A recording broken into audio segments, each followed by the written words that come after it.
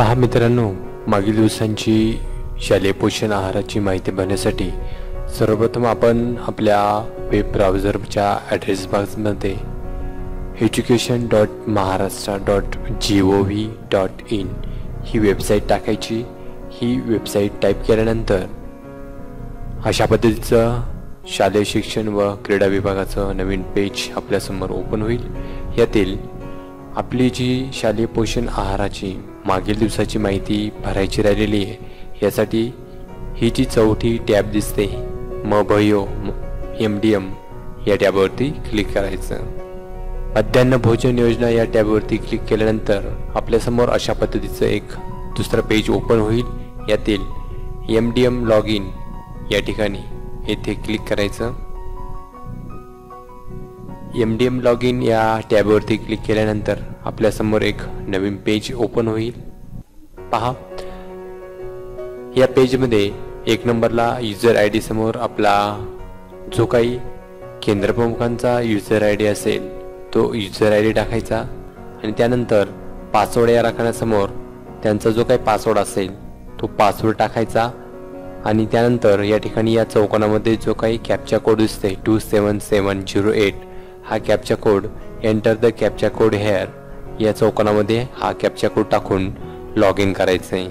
आपल्याला ही माहिती मागे राहिलेल्या दिवसाची भरायची असल्यामुळे आपण केंद्र प्रमुख लॉग इनवरून ही माहिती भरायची आहे.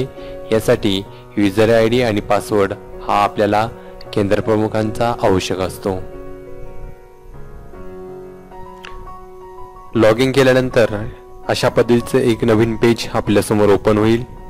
आता आपल्याला सपोज एखाद्या मागील महिन्यातील जर माहिती भरायची असेल तर सर्वप्रथम या ठिकाणी MDM अटेंडन्स डेट या ठिकाणी डेट आपल्याला सिलेक्ट करायची. यासाठी या ठिकाणी कर्सर नेऊन यावरती क्लिक करायचं. यावरती क्लिक केल्यानंतर अशा पद्धतीने एक कॅलेंडर आपल्यासमोर ओपन होईल. यामध्ये हा जो डाऊन एरो दिसतो यावरती क्लिक करायचं.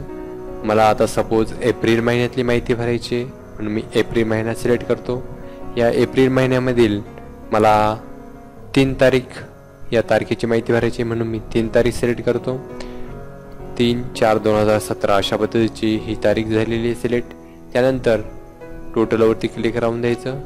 मॅनेजमेंट टाईप यामध्ये मी लोकल बॉडी सिलेक्ट करतो. तुम्ही तुमची जे काही मॅनेजमेंट टाईप असेल ते सिलेक्ट करायचं.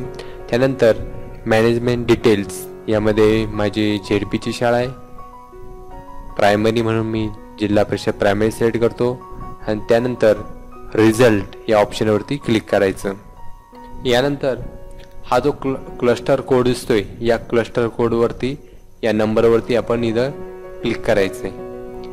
यावरती क्लिक केल्यानंतर आपल्याला संपूर्ण डिटेल्स ओपन होतील आपल्या केंद्राचे. यासाठी आपण थोडं वेट करूयात.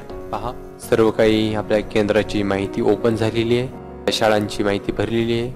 त्यांच्यासमोर व्ह्यू टॅब दिसते आणि ज्या शाळांची माहिती भरायची बाकी आहे त्यांच्यासमोर ॲड नावाची टॅब दिसते.